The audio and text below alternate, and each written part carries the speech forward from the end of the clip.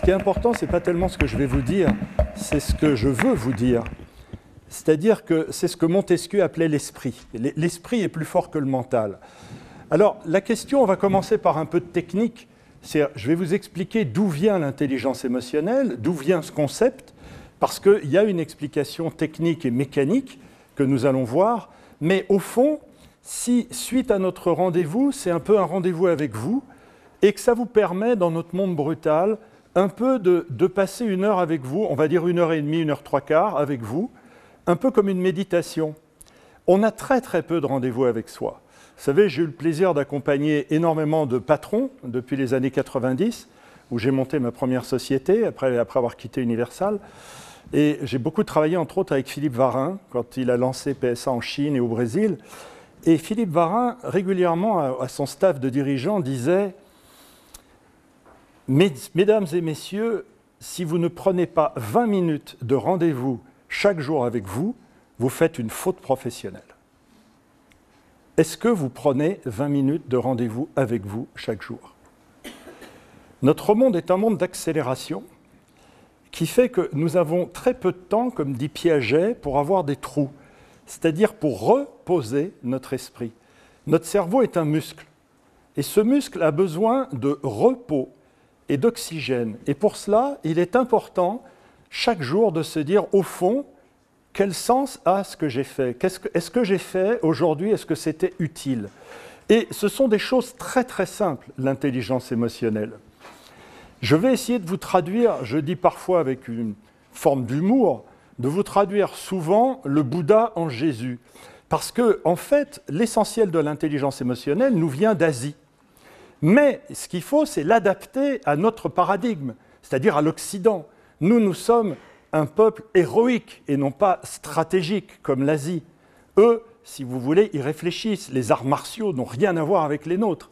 Comprenez, eux, avant de frapper, ils regardent. Et après, ils lâchent. Nous, à peine il y a le coup de gong, tout de suite on y va. Ça, c'est le héros. Donc, je vous ai résumé l'intelligence émotionnelle. Qu'est-ce que c'est que l'intelligence émotionnelle? C'est passer du stade de l'héroïsme, c'est-à-dire où l'émotion est la patronne, au stade de la stratégie. Voilà, en gros, c'est ça. C'est-à-dire que je ressens une émotion, qu'est-ce que j'en fais? Mais il ne s'agit certainement pas de l'annihiler, il ne s'agit certainement pas de la supprimer, il s'agit simplement de devenir intelligent avec son émotion. Alors, premièrement, il s'agit d'une découverte qui est extrêmement intéressante.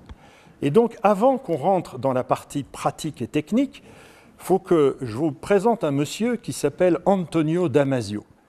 Qui est Antonio Damasio et sa femme Anna? C'est un Portugais qui, dans les années 80, est venu s'installer aux États-Unis, a travaillé en Iowa, notamment, à l'université d'Iowa, et a étudié des personnes qui avaient un certain nombre de traumatismes. Et il s'est rendu compte que, finalement, écoutez bien, l'émotion et la raison, c'est la même chose, mais pas au même stade. L'émotion et la raison, c'est la même chose, donc immense découverte. Il n'y a pas d'un côté l'émotion et de l'autre côté la raison, donc il est stupide de dire « Oh, j'aimerais ne pas avoir d'émotion », puisqu'on va le voir ensemble, on ne peut pas vivre sans émotion. Mais en plus, c'est même le parcours obligatoire que va suivre notre raison.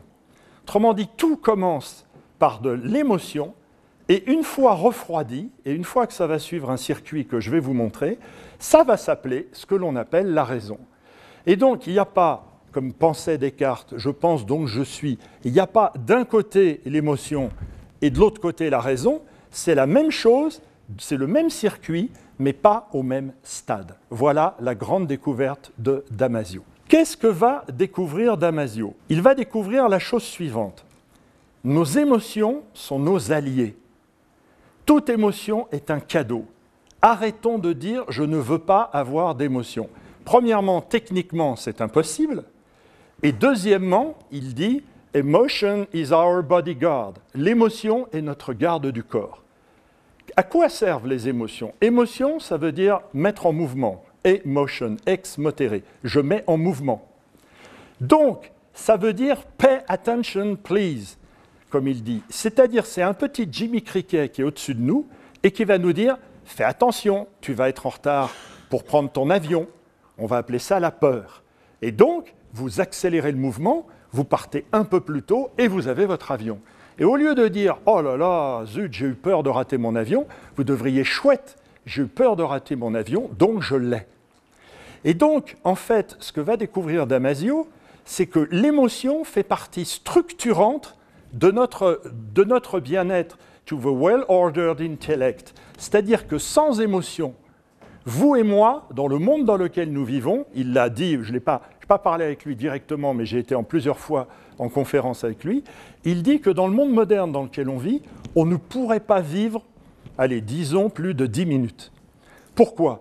Parce qu'on sortirait nu dans la rue, on traverserait sans faire attention qu'il y a des voitures, évidemment, puisque vous n'aurez plus peur, plus d'émotion. On viderait son compte en banque en 50 secondes, on se jetterait du haut de la tour Eiffel en disant « Oh, je suis un oiseau, je vole ». Évidemment, puisque l'enfant naturel de la peur, qui est la patronne, « Fear is the boss », la peur est la patronne de nos émotions. Eh bien, l'enfant naturel, c'est la prudence. D'ailleurs, les Beatles avaient écrit une chanson « Their Prudence ». C'est-à-dire, la prudence est justement le côté positif de nos émotions qui va nous permettre justement de ne pas commettre d'erreurs pour notre survie. Bien au contraire, tout se passe dans une région qui s'appelle l'amygdala et qui va déclencher, tel un effet un peu électronique, je dirais atomique, va déclencher notre compétence. Par exemple, imaginons que je ne connais pas bien Grenoble. Je vais traverser la rue et là, d'un seul coup, bam ! Oh, il y avait un autobus. Déclenchement de testostérone, d'adrénaline, je suis à l'optimum de ma performance, je viens de sauver ma vie. Et au lieu de dire « Oh là là, j'ai eu peur », je devrais dire « Ouais, super, j'ai eu peur ». Je n'aurais pas eu peur, je me faisais écraser. Donc, thanks to your fear, dit Damasio, c'est-à-dire grâce à notre peur qui est la patronne de nos émotions, eh bien notre vie peut s'organiser. C'est ça la grande découverte. Et donc notre intellect, et surtout, notez-le bien, notre pouvoir de décision, va se structurer depuis tout petit grâce aux émotions. Parce que figurez-vous que ce qu'on a découvert, c'est qu'on n'oublie jamais rien. Rien. Qu'est-ce que c'est qu'une photo ? Une photo est un bibliothécaire. C'est-à-dire que, mais évidemment, si vous regardez la photo 3 jours après avoir pris une photo, ça n'a aucun intérêt. Tandis que si vous regardez 20 ans après une photo, vous verrez, vous allez la regarder et dire « Ah oui, Paul, on était où là ? Mais oui, c'était en Crète. Oh, regarde la tête. Mais t'étais beau, mon chéri, regarde la tête que tu avais. » On croit qu'on avait oublié. En fait, une photo va simplement être un bibliothécaire qui va renvoyer à notre souvenir. Donc, souvenez-vous de ça. L'intelligence émotionnelle, c'est savoir qu'on n'oublie jamais rien. Par contre, et là je commence par vous donner déjà des petits trucs, il faut savoir pardonner. Mais le pardon n'est pas l'oubli, notez-le bien. Alors, il y a un vieux proverbe amérindien qui dit « Lorsque l'on a enfoncé un clou dans une planche, on peut enlever le clou, mais il reste le trou. » C'est-à-dire que il faut bien distinguer l'oubli et le pardon. Dans l'intelligence émotionnelle, le pardon est fondamental. C'est enlever la partie toxique du souvenir. Et souvenez-vous qu'on peut très bien pardonner sans que l'autre pardonne. C'est-à-dire que si vous êtes fâché avec vos parents, l'intelligence émotionnelle dira « tu n'oublieras jamais rien, mais enlève cette partie toxique, enlève le clou ». On ne te demande pas d'oublier, mais on te demande d'enlever cette partie toxique et donc toi-même d'essayer de vivre mieux ce souvenir. On a découvert que l'émotion nous aide à prendre des décisions, vous disais-je. Alors comment ça se passe ? On appelle ça la théorie des marqueurs somatiques. Mademoiselle, et tant pis si je me trompe, disait Coluche, vous vous appelez comment ? Jennifer. Jennifer. Et vous ? Benjamin. Benjamin. Alors imaginons que la petite Jennifer, elle invite Benjamin, ils ont 3 ans et demi à l'époque. Enfin, Benjamin en a 4, elle a 3 ans et demi et déjà elle a du charme. Et alors, il l'invite chez elle. Et alors, il se trouve que la grand-mère de Jennifer, elle fait des petites tartes à la framboise extraordinaires. Alors déjà, dans le cerveau du petit Benjamin, tarte à la framboise égale charme de Jennifer. Il n'y a pas que de la tarte à la framboise, il y a un mix, dit Damasio. Et puis, en plus, il fait beau, c'est l'été, elle a des petites jupettes et vous commencez à jouer au docteur. Alors, je ne vous raconte pas la tarte à la framboise. Et alors, dans le cerveau du petit Benjamin, il va y avoir ce que Damasio appelle un marqueur somatique positif. Donc, il va associer tarte à la framboise à positif, mais très très positif, parce que Jennifer déjà avait beaucoup de charme. Et puis, 3 jours après, il va être invité chez la grand-mère de Laurent. Elle fait les tartes à la rhubarbe, et puis c'est un garçon nettement moins sympathique, au niveau en tout cas de jouer au docteur, parce que lui, il n'est pas du tout d'accord pour jouer au docteur. Alors il arrive chez la grand-mère, qui est très sympathique, mais qui n'a que de la rhubarbe chez elle. Et puis il y a des poils qui dépassent un peu de la tarte à la rhubarbe. Alors il se dit, ouais, tarte à la rhubarbe, c'est pas terrible. Et alors, ce qui est intéressant, c'est que 20 ans plus tard, quand Benjamin, il va être au restaurant, ou à la cafétéria chez Gem, et qu'on va lui dire, à la fin du repas, le garçon va arriver, il va lui dire, et alors monsieur, vous prendrez un petit dessert ? Bon, écoutez, ça dépend de ce que vous avez. Qu'est-ce que vous avez ? Ben, écoutez, monsieur, aujourd'hui, nous avons la tarte du chef, la tarte à la rhubarbe. Oh non, tarte à la rhubarbe, non merci. On a également de la tarte à la framboise. Ah oui, tarte à la framboise. Autrement dit, voilà, je vous ai expliqué le principe de marqueur somatique. C'est-à-dire, ce que nous avons vécu à l'âge de 3 ans va 20 ans après nous servir pour prendre une décision. C'est-à-dire que Benjamin aura réduit son champ d'hésitation, on va appeler ça comme ça, puisqu'il aura une partie négative, une partie positive. Et donc tout ce qui est vos mauvais souvenirs va vous aider à prendre les décisions dans l'autre partie. Donc ça réduit d'autant notre incertitude et notre indécision. Voilà pourquoi la prise de décision et l'émotion sont intimement liées. Et on va faire un petit voyage à travers le cerveau, ici, à un endroit avec une première glande qu'on appelle l'amygdala, et nous avons une deuxième glande que maintenant on arrive à identifier, qui est ce qu'on appelle l'amygdala primaire, qui, elle, nous envoie vraiment à nos réactions qu'on appelle reptiliennes. Donc ici, on est au stade de l'émotion pure. Alors, l'intelligence émotionnelle nous dit que la molécule, à ce stade-là, est chaude et qu'on ne peut rien en faire. Donc méfiez-vous, c'est ce qu'on appelle, notez-le s'il y a un peu de place, une réaction. Donc l'intelligence émotionnelle nous dit, méfions-nous de nos réactions, car la réaction est à chaud, et imaginez de la pâte à modeler chaude, on ne peut pas la remodeler. Donc il faut se méfier à chaud de nos réactions. Elles existent, elles ont droit d'exister, mais ce n'est pas être intelligent avec son émotion. Par contre, il faut se dire, qu'est-ce que je viens d'apprendre ? Au bout de quelques minutes, on va dire au bout de 4 à 5 minutes, regardez, le trajet fait que ça va aller vers ce que l'on appelle la zone préfrontale. Par exemple, mademoiselle, si un coup de fil s'est mal passé et que vous pensez que je ne vous aime plus ou quoi que ce soit, il y a quelque chose qui vous a vexé, n'attendez pas plus de 21 jours. Si vous le faites en temps réel, vous allez être dans l'émotion. Tu dis, quoi ? Tu oses me dire ça ? Là, vous êtes dans le 1. Par contre, vous me rappelez le lendemain ou le surlendemain, et vous dites, dis donc, j'aimerais te reparler de quelque chose. Est-ce que c'est bien cela que tu as voulu dire ? À ce moment-là, vous êtes dans le 2. Est-ce que vous avez compris ? C'est-à-dire que là, un contre-ordre, il faut, notez-le, nettoyer le vase régulièrement. C'est une question d'hygiène. En fait, l'intelligence émotionnelle, c'est de l'hygiène énergétique. Et donc, il faut éviter qu'un jour, la goutte d'eau fasse déborder le vase, c'est-à-dire qu'à force de ne pas avoir nettoyé votre zone de transit, la moindre remarque que va vous faire quelqu'un va vous faire péter un plomb, ce qu'on appelle. Et donc, il est très important de ne pas parler en temps réel, parce que là, en temps réel, on est capable d'être sur le registre émotionnel pur, mais peut-être, un quart d'heure après, de revenir dessus et de dire « il faut que je te parle, j'aimerais qu'on revienne sur ce qu'il s'est passé ». Et à ce moment-là, « il faut que je te parle » sera beaucoup plus calme, parce que vous serez passé de 1 à 2. Et figurez-vous que vous disposez, notez-le bien en énorme, de 21 jours pour faire ce toilettage.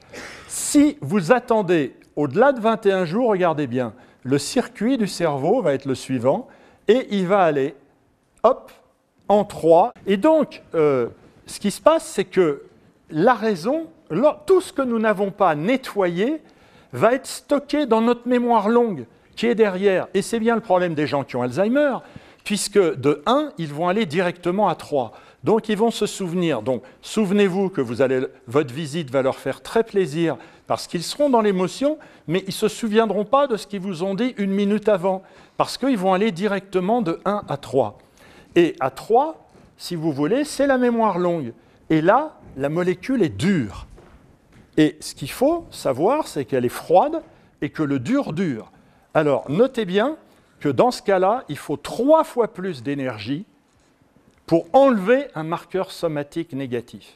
Vous voyez par exemple Marie Laforêt, que j'ai produite en 1992, pour son dernier album, avant qu'elle arrête la chanson, m'a confié qu'elle avait été violée à l'âge de 12 ans. Et je lui ai dit, mais Marie, tu n'en as jamais parlé? Elle me dit, écoute, j'ai pas osé. Je lui ai dit, mais tu devrais écrire quelque chose à ce sujet maintenant. Et en fait, il y a 15 ans, elle a écrit un livre, ça s'appelait « Avant de chanter ». Et ce livre a été remarquable. Elle m'a envoyé un mail, elle m'a appelé, elle m'a dit « Tu sais Bernard, tu avais raison, le fait de le mettre en mots, ça m'a permis, quel dommage que j'ai attendu 50 ans. » Voilà, c'est-à-dire qu'il est important de nettoyer le vase tant qu'il est temps, parce qu'après, on garde des choses qu'on appelle des marqueurs somatiques négatifs, et ça va être 3 à 4 fois plus difficile de le détruire après. Vous voyez, il y aura une espèce de rancune, il y aura quelque chose qui sera en nous, et là, ça va rentrer dans votre corps, notez-le. Avant, ce n'est que dans le mental, ce n'est que dans votre émotion. Tandis que là, ça va rentrer dans votre corps, si c'est du stress, par exemple, dont vous n'osez pas parler, et là, vous pouvez arriver au burn-out. Le burn-out, ce sont souvent des gens qui sont ce qu'on appelle en surcharge cognitive, c'est-à-dire qui prennent en eux des choses dont ils ne parlent pas, ils n'en parlent pas, ils n'en parlent pas. Un jour, le vase, il est complet et il pète. Et à ce moment-là, ça devient un effort énorme. D'où l'intérêt, en réunion, d'oser dire régulièrement. Quand je vois des réunions qui ont lieu tous les mois, je travaille avec beaucoup de codires qui ont changé et qui maintenant les font tous les 21 jours, toutes les 3 semaines. À mon avis, il vaut mieux avoir plusieurs réunions rapprochées où on nettoie le vase au fil de l'eau, plutôt que de laisser engrammer des choses et d'en avoir des longues tous les 2 mois, par exemple. Voilà, que ce soit avec votre chérie ou en entreprise, hein, ça marche pour les deux. Si vous voulez, la mauvaise habitude se prend le 22e jour. C'est-à-dire, si votre enfant, vous avez envie de lui dire « mais lève le coude quand tu manges », vous avez 21 jours pour que ce ne soit pas engrammé dans son corps. Si vous attendez trop, il aura pris ce qu'on appelle un mauvais pli.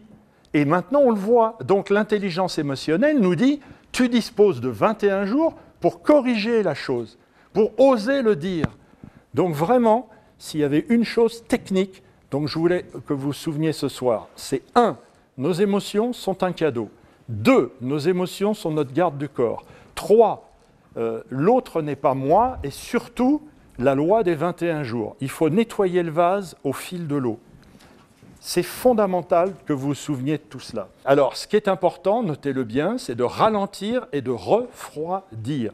Si par exemple, vous venez de recevoir un mail qui vraiment vous met hors de vous, éventuellement répondez à chaud, mais surtout ne l'envoyez pas. Vous le mettez au brouillon, vous le mettez au parking, moi j'appelle ça, vous le relisez une demi-heure après, vous allez vous dire « Oh, heureusement que je ne l'ai pas envoyé ». Et là, vous vous évitez bien des ennuis. Eh bien, vous avez fait de l'intelligence émotionnelle. Vous voyez que ce n'est pas si compliqué que ça.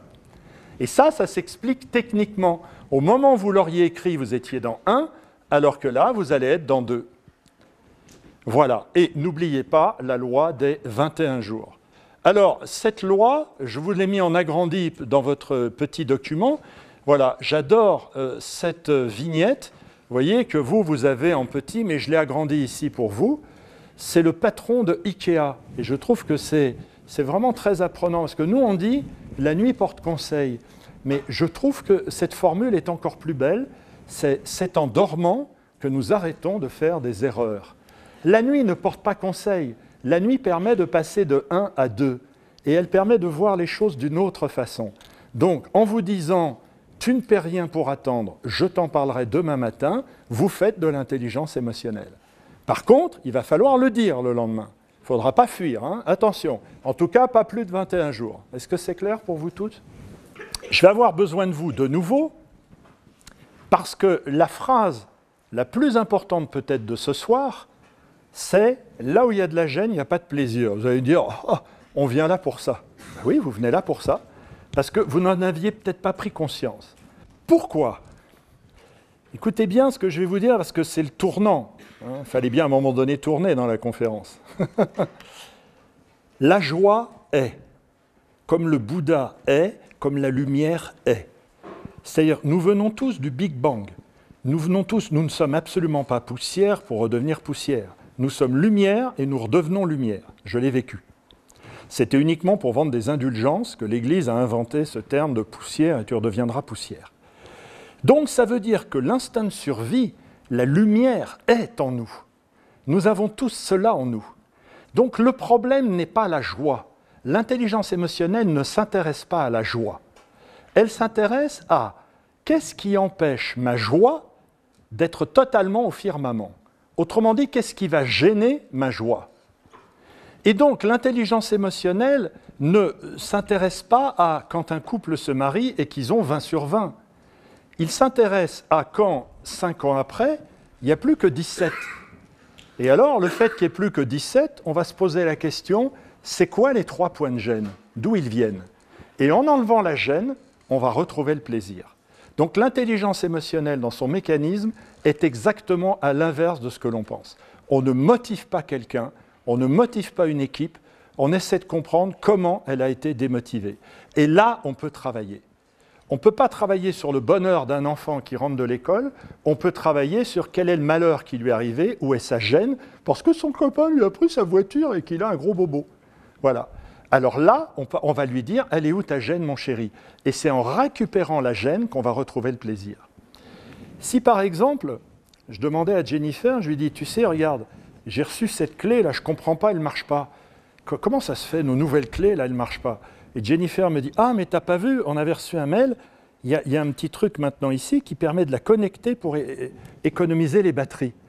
Ah, d'accord! Jennifer ne m'a pas apporté de la joie, elle m'a enlevé un emmerde.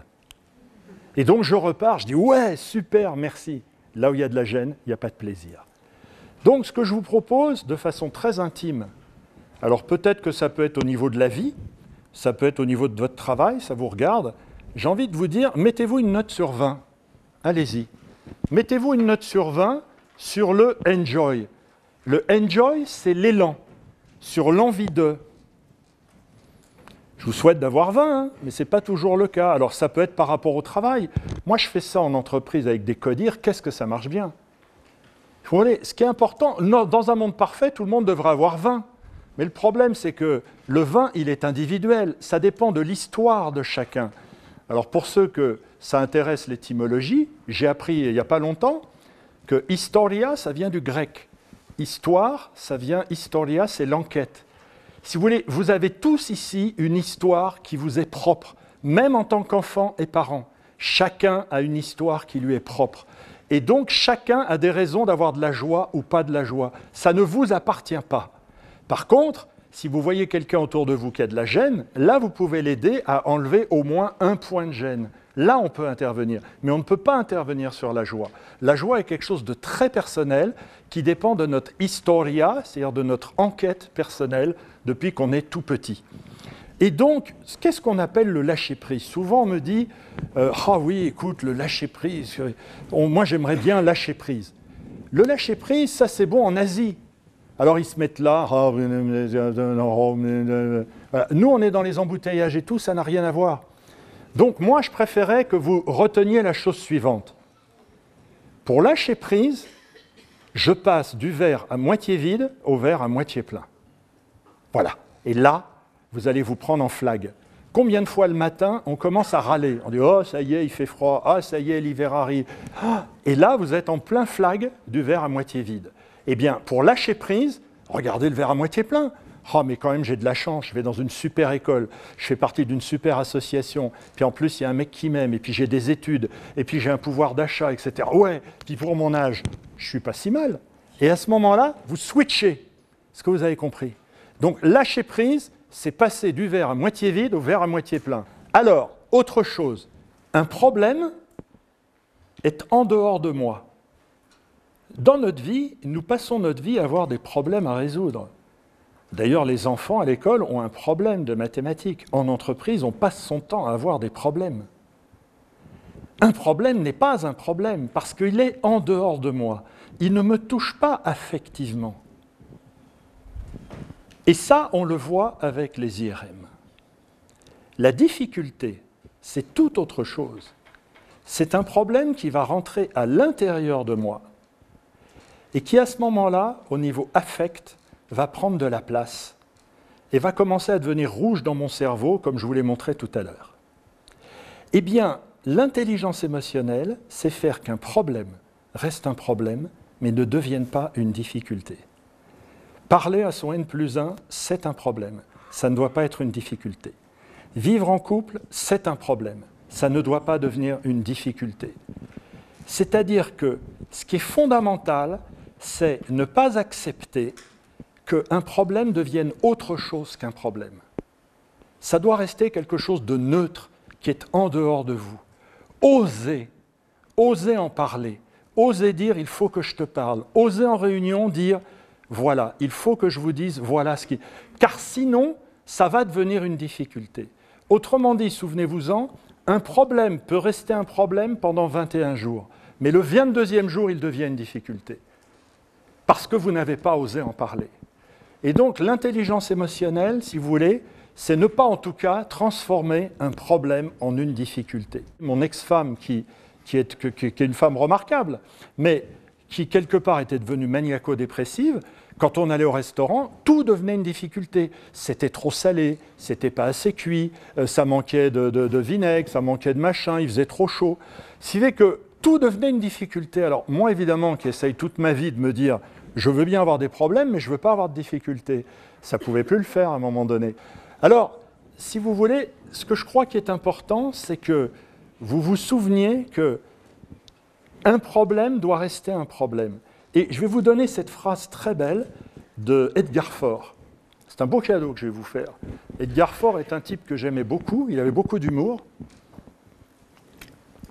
Edgar Faure, il a dit « Un ennemi, c'est quelqu'un avec qui vous n'avez pas encore pris le temps de déjeuner. » Un ennemi, c'est quelqu'un avec qui vous n'avez pas encore pris le temps de déjeuner. Qu'est-ce que c'est fort? Plus vous avez un problème avec quelqu'un, plus il faut se rapprocher de votre peur.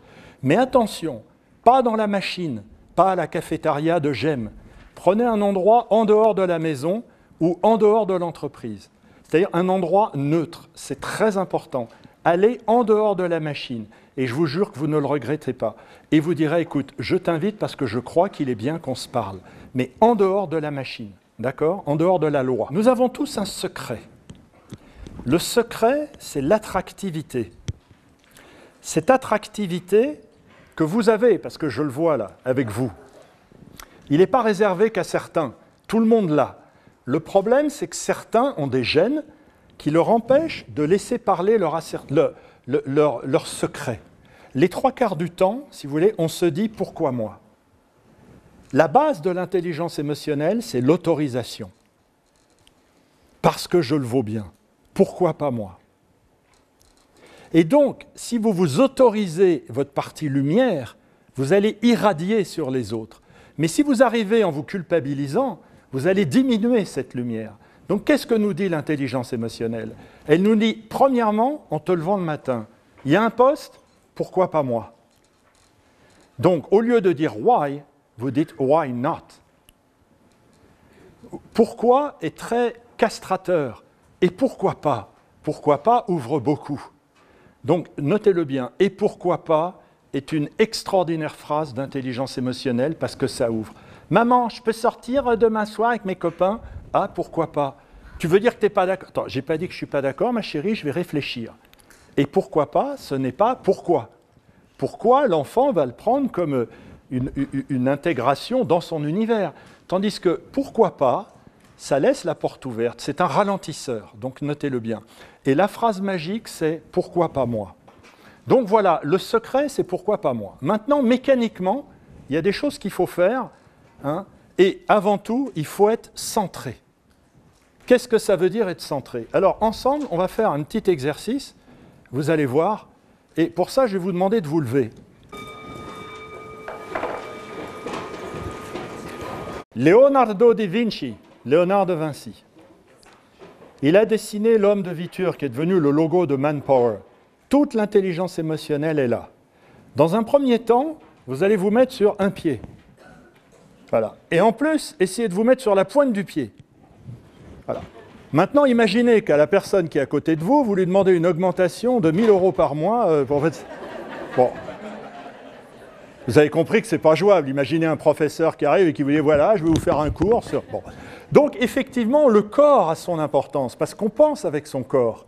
On est un peu une fusée. Donc, vous voyez, Léonard de Vinci, il commence par dessiner les pieds légèrement écartés, et faites comme si vous alliez au ski. Vous voyez, vous vous ancrez bien dans le sol. Voilà. Déjà, il faut que je te parle. Ça change tout. Parce que si c'est « il faut que je te parle » entre la poire et le dessert, l'autre ne l'entendra pas. Je n'ai pas le temps de vous expliquer, ça s'appelle l'assertivité. Alors, vous êtes là, bien ancré dans le sol.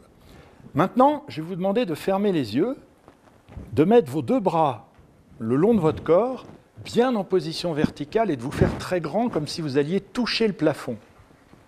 Léonard de Vinci, il dit, tout d'abord, tout commence chez l'homme par voléo. Voléo, en latin, c'est qu'est-ce que je veux? C'est quoi ma mission sur Terre? Je suis venu sur Terre pour quoi? Qu'est-ce que je veux dans la vie? Qu'est-ce qui est important pour moi? Eh bien, si vous voulez avoir de l'impact sur vos enfants, sur vos amis, sur vos collègues, commencez par savoir ce que vous voulez. Qu'est-ce que vous avez envie de leur dire? Vous voulez les mener où?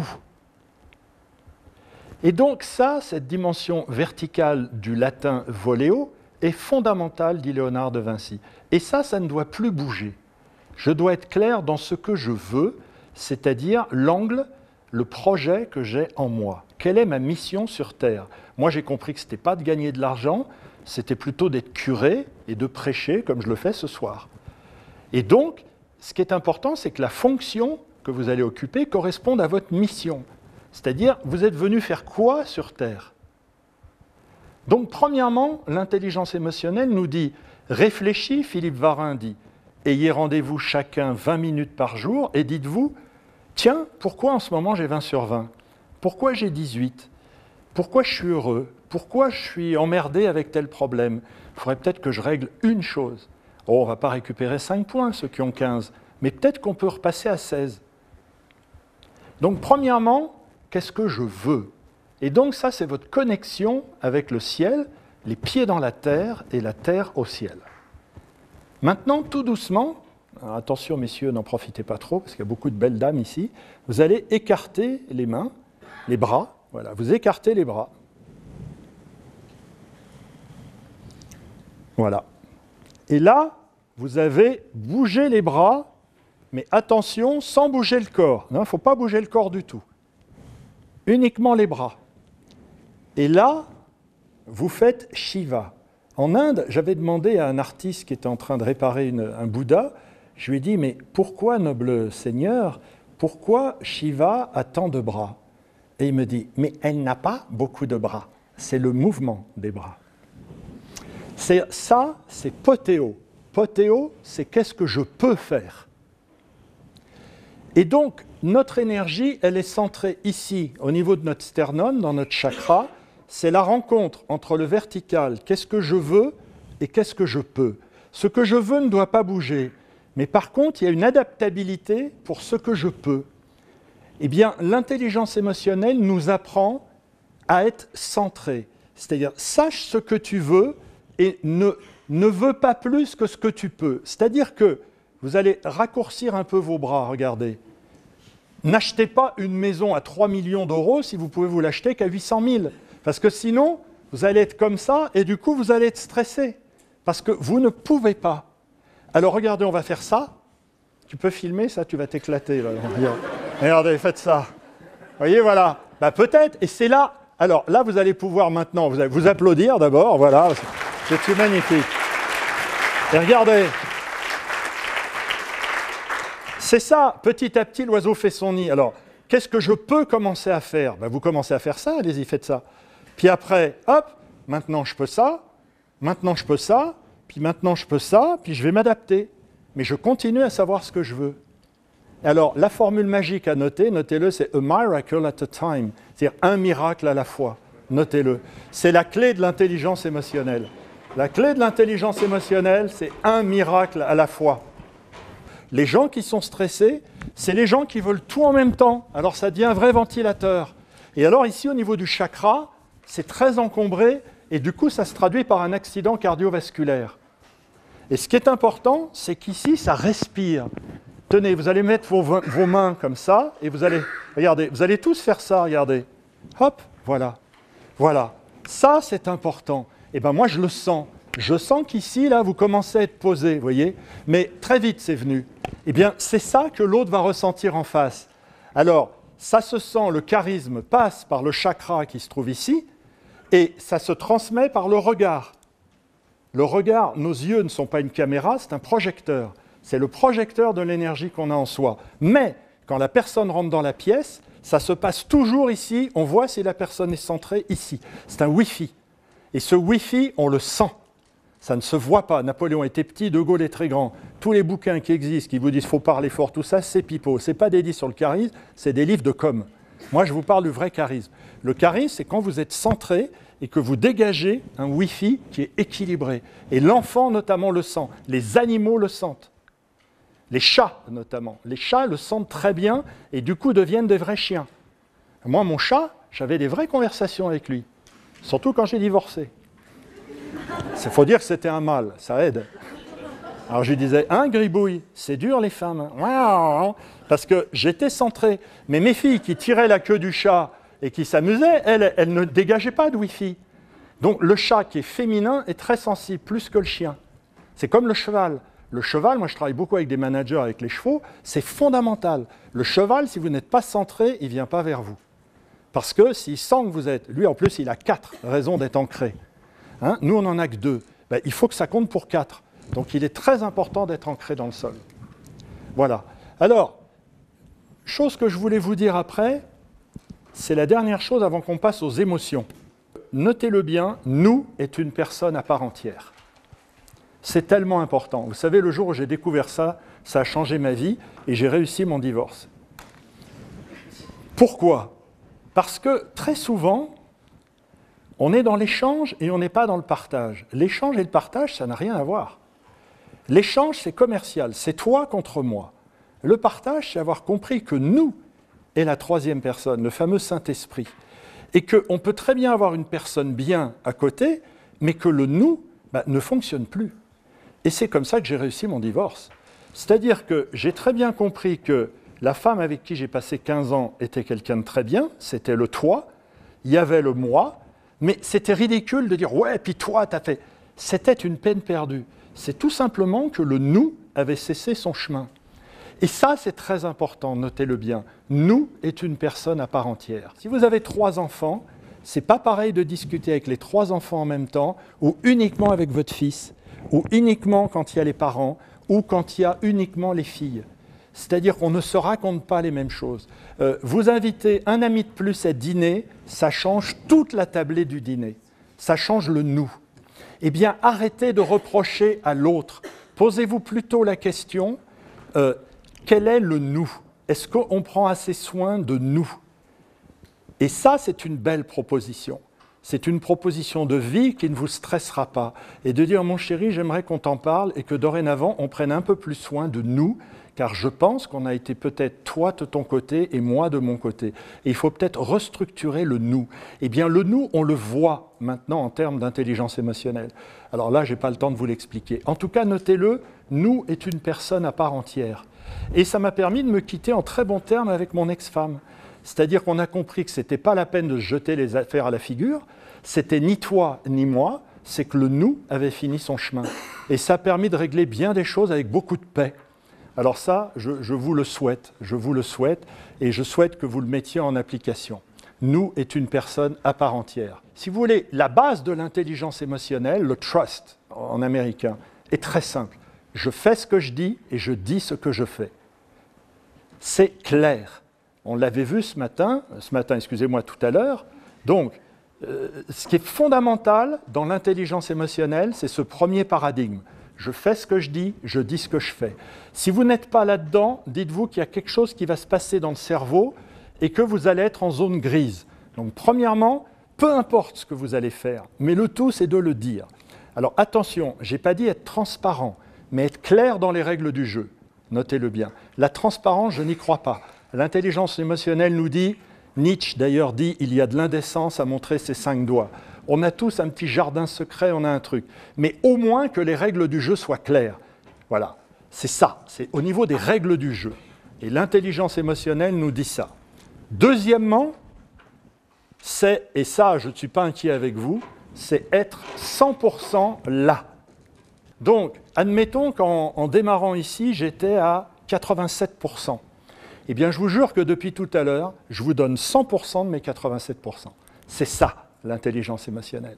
L'intelligence émotionnelle, c'est jamais être à 100% de 100%. Parce que là, vous allez être exhausted, vous allez être épuisé. Ce n'est pas comme ça que ça se passe. Mais le jour où il y a l'épreuve, le championnat, le machin, c'est donner tout ce qu'on a dans le ventre et de se dire « j'ai été là ». Peu importe qu'on divorce, qu'on machin, qu'on rate un truc. Mais est-ce que j'étais là? Alors, beaucoup de jeunes, ils sont tout le temps avec leur iPad, leur machin. Moi, quelqu'un qui ne me regarde pas dans les yeux et qui n'est pas complètement là avec moi, il n'a plus l'affaire. Moi, ce qui me frappe avec les patrons, c'est que plus je monte dans la hiérarchie et que je suis avec des gens valables, mais le mec, il est complètement là. Ça ne lui viendra pas l'idée de laisser son iPhone sonner, etc. Il est 100% là. Alors, des fois, ils sont fatigués, ils sont même des fois en burn-out, puisque j'en coach, mais au moins, ils sont là. Donc, le vrai respect, notez-le, c'est être là. Et je dirais même que vous n'aurez plus du tout de regrets après, notez-le bien. C'est-à-dire que quand on a donné ce qu'on avait dans la relation, dans son travail, comme vous dans la conférence depuis tout à l'heure, bien en partant, je sais que vous n'aurez rien raté. Moi, je vous aurai donné tout ce que je peux, et vous, vous aurez pris ce que vous pouvez. Du coup, il n'y aura pas de regrets. Donc, notez-le. La bonne affaire, quand on est là, c'est qu'il n'y a plus de place pour le regret, parce qu'on a livré la bête. Tandis que moi, ce que je me suis dit quand j'ai divorcé, je me suis dit, étais-tu vraiment là? Est-ce que nous étions vraiment ensemble? Et là, presque la dépression qui est venue. Ça a été très dur pour moi. Alors je me suis dit, plus jamais. Dorénavant, je serai là. Vous avez compris? C'est très important. Ce qui est important déjà, c'est soit d'être bien dans ses pompes. Quelqu'un qui ne va pas bien, quelqu'un qui n'a pas pris soin de lui parce qu'il le vaut bien, ne pourra pas donner aux autres. Et donc, ensuite, qu'est-ce qu'on va appeler l'altruisme? Et ça, c'est l'abbé Pierre qui me l'a appris. C'est réussir son égoïsme à travers l'autre, c'est-à-dire à travers son enfant. Mais ça continue à être de l'égoïsme, sauf que ça me fait plaisir de tout mettre en œuvre pour que lui réussisse. Et donc, au lieu que nous soyons le simple centre de cet égoïsme, l'enfant devient un objet de transitivité. Ce qui fait que la vraie formule ne devrait pas être « je t'aime », mais « je m'aime ». C'est-à-dire que « je t'aime », ça ne veut rien dire. Qu'est-ce que ça veut dire? Ça veut dire en fait, moi, il y en a être bien avec toi, squo, ici, et toi, être mon objet de plaisir. Et moi, il y en a être bien en ce moment avec toi. Donc, notez-le, l'intelligence émotionnelle nous dit « je t'aime » n'existe pas, c'est de l'hypocrisie. En fait, la vraie formule, c'est « je m'aime à travers toi ». Donc, qu'est-ce que c'est qu'un couple? C'est une mutualisation d'égoïsme. Qu'est-ce que c'est? Mais évidemment. Et d'ailleurs, pour garder cette mutualisation, ça va s'appeler la jalousie. Touche pas à mon mec. Parce que c'est mon territoire, c'est mon mec. Qu'est-ce que c'est qu'un village? C'est une mutualisation d'égoïsme. Parce qu'on ne va pas chacun avoir notre église. Qu'est-ce que c'est qu'une entreprise? C'est une mutualisation d'égoïsme. Et quand on est dans une entreprise, tous les salariés se moquent de l'entreprise. Ce qui les intéresse, c'est qu'ils ont trouvé un bras de levier par rapport à leur égoïsme et leur plaisir à ce moment-là, mais si on leur propose 500 € de plus chez le concurrent, le lendemain, ils vont chez le concurrent, c'est évident. Et ils font un pot d'au revoir en disant « je vous aime, vous êtes toute ma vie ». En attendant, ils se cassent tous. C'est évident. Donc, en fait, il faut arrêter de se... L'intelligence émotionnelle nous dit « arrêtons d'être hypocrites et de nous cacher la face ». Donc, notez-le, ce qui intéresse l'autre, c'est lui. Donc, le bon commercial, puisqu'il y a des DCF ici, c'est pas de parler du produit, c'est de parler du client. Ce qui intéresse le client, c'est en quoi c'est une bonne affaire pour lui. Ce qui intéresse l'autre, c'est en quoi tu es une bonne affaire pour moi. Et l'égoïsme, c'est ce qui fait tourner le monde. Donc, l'intelligence émotionnelle nous dit « prends soin de ton égoïsme à travers l'autre, mais surtout, sois plus intéressé qu'intéressant. Intéresse-toi à lui. C'est lui qui l'intéresse, c'est pas toi. Donc en lui disant « t'es belle ma chérie », voilà, ça c'est intéressant parce que tu rassures l'égoïsme de ta chérie. Alors, le maillon fort, c'est la dernière chose que je voulais vous dire avant qu'on regarde vos tests, c'est l'émotion. Alors, les émotions, on en a dit l'essentiel, et souvenez-vous, la joie est. C'est-à-dire, je ne vais pas m'occuper de la joie. Par contre, ce qui est important, ce sont le club des gènes. Et les gènes, vous les avez ici, et dans la vignette que je vous ai mise dessous, vous avez même les causes profondes de ces gènes. Si vous dites à quelqu'un, homme ou femme, « Oh, dis donc, bravo pour ce que tu as réussi hier, etc. », la personne va être rassurée sur sa compétence. Si on devait, au niveau archaïque, dit Freud, pour les femmes, c'est faire un enfant, pour l'homme, c'est l'érection. Ce qui fait qu'à Knossos, etc., à Karnak, vous voyez, il n'y a que des sexes en érection, parce que les pharaons étaient obsédés par ça. Voilà. Est-ce que je suis compétent sexuellement? Et pour les femmes, ça va se traduire par avoir un enfant. Beaucoup de femmes ont un enfant juste pour se montrer qu'elles sont compétentes. Croyez-moi, 22 ans de coaching, si vous saviez ce que j'ai entendu. Eh oui, c'est la façon d'être compétente, et c'est pour ça que les hommes vont aux putes. C'est pour ça que les... chacun sa compétence. Voilà. Alors, deuxième chose, deuxième peur, la peur féminine. Notez-le bien. La peur féminine, c'est peur de ne pas être aimé. Donc quand vous dites à quelqu'un « Oh, ça fait plaisir de te voir », vous le rassurez dans son équation féminine de la peur. Et donc vous faites de l'intelligence émotionnelle. Donc voilà les deux grandes peurs. Donc quand on dit à un enfant « Oh, c'est bien, t'as fait popo, etc. », eh bien, il est content dans sa compétence, et maman, eh bien, elle t'aime très fort. Voilà, alors là, c'est la totale, et l'enfant n'a plus peur. C'est la base de l'intelligence émotionnelle. La deuxième des émotions, qui vient tout de suite derrière la peur, qui s'enchaîne, c'est la surprise. Qu'est-ce que c'est que la surprise? La surprise, c'est une réinitialisation de notre projet, quel qu'il soit, même si c'est une bonne surprise. Donc j'aimerais que vous notiez que la surprise, de toute façon, est fatigante. Si par exemple, Benjamin pensait rentrer tranquillement chez lui le soir, puis pour lui faire une bonne surprise, Jennifer, il ouvre la porte, elle a invité 15 potes et 30 amis et plus la famille. Je prétends que ce n'est pas une si bonne surprise que ça et que pendant 20 minutes, il va falloir qu'il s'en remette. Pourquoi? Parce qu'il va falloir réinitialiser ce à quoi il avait pensé d'abord. Donc notez-le, en intelligence émotionnelle pure, il n'y a pas de bonne et de mauvaise surprise. La surprise fatigue de toute façon, parce que c'est réinitialiser ce que j'avais prévu, même si c'est bon. Et donc, potentiellement, faites très attention, ça fatigue. Je veux insister là-dessus, et tout de suite, pour que vous le compreniez, je vais vous montrer deux choses. Ici, regardez, j'avais découpé dans le Figaro, c'était le prix Nobel de l'économie. Il avait, je ne sais plus comment il s'appelle, Jean Tirole, j'ai mis 30 minutes pour me remettre de mes émotions. Maintenant, regardez la vidéo que je vais vous montrer. On ne peut pas avoir de meilleure surprise. Regardez dans quel état était Giscard d'Estaing. Le 8 mai, pour moi, c'est émouvant, parce que j'étais sur un char en Autriche. Nous étions à la tête, parce qu'on était devant, simplement, de la première armée française. On avait traversé l'Allemagne, on arrivait en Autriche. On était dans un petit champ, un pré, avec des pommiers, etc. Et tout à coup, on dit, on s'arrête, c'est fini, c'est l'armistice. Et on a été pris par surprise, donc ça ne s'attendait pas à ça. Et on a été d'ailleurs à la fois très secoués, très troublés, parce que c'était la fin d'une grande aventure devenue victorieuse, en fait. Et nous n'avions plus l'objectif à ce moment-là. Donc on s'est arrêté, on s'est dit, qu'est-ce qu'on fait, qu'est-ce qu'on devient? Quelque part, dans le cerveau, c'est ça qui est important, souvenez-vous, c'est fatigant. Je n'ai pas dit qu'à l'arrivée, on n'est pas content. Je dis juste qu'il faut s'en méfier, il faut l'utiliser avec parcimonie, parce que c'est fatigant. Ensuite, la chose dans cette vignette que je voudrais que vous vous souveniez, c'est que, et ça vous allez le répéter avec moi, c'est l'avant-dernière chose que vous allez répéter, c'est, écoutez bien, on a des milliers de sentiments, mais il n'y a que 6 émotions. C'est-à-dire que, qu'est-ce que c'est qu'un sentiment? Un sentiment, c'est un mix de plusieurs émotions.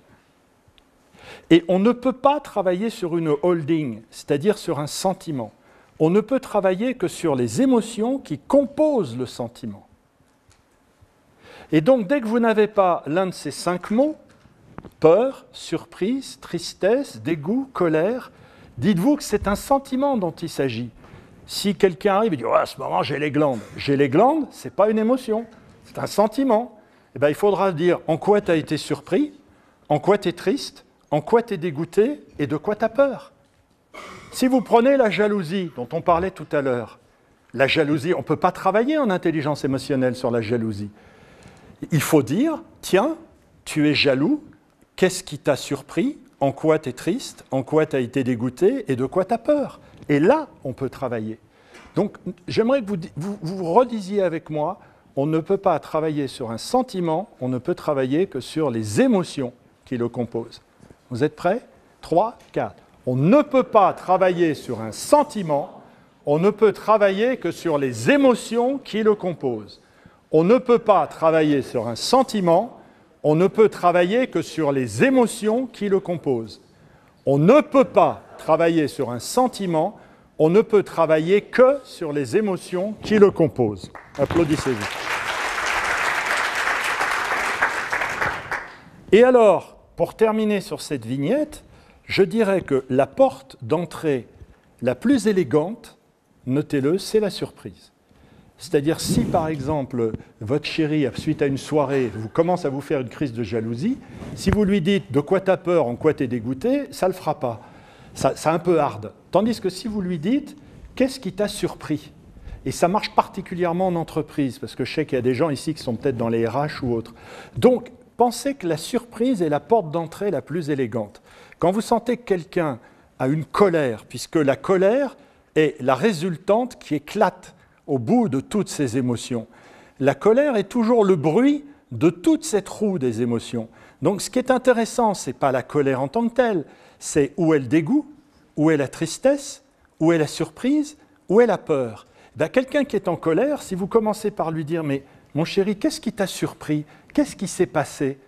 Eh bien là, c'est une porte élégante.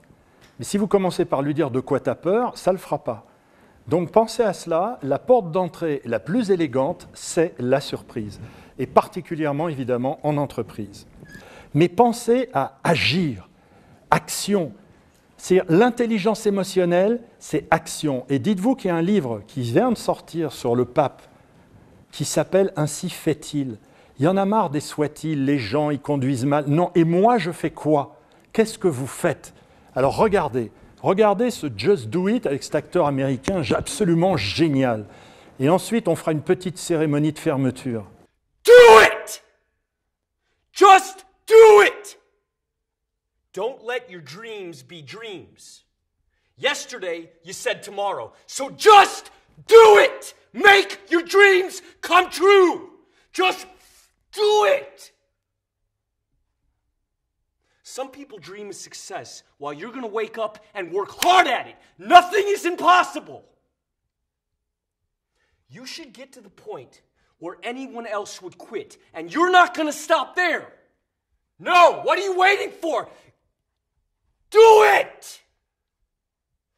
Just do it! Yes, you can! Just do it! If you're tired of starting over, stop giving up. L'idée, c'est just do it. Qu'est-ce que vous allez faire? Parce qu'il y a un phénomène qu'on appelle le big mo aux États-Unis. Le big mo, c'est le big moment. Quand on a vécu quelque chose de fort comme ce soir, pendant 21 jours, vous allez être transporté par cette énergie. Mais si vous ne la mettez pas en action dans les 21 jours, c'est foutu. Quand vous allez à un spectacle et que vous êtes encore rempli de cette énergie, vous avez 21 jours. Donc il vous reste 21 jours à partir de maintenant pour mettre en route quelque chose. Donc ce que je vous souhaite, c'est que chacun vous mettiez en route un élément que vous avez soit appris, soit découvert, soit re-appris ce soir, car je ne vous ai rien appris. Je n'étais qu'un perroquet.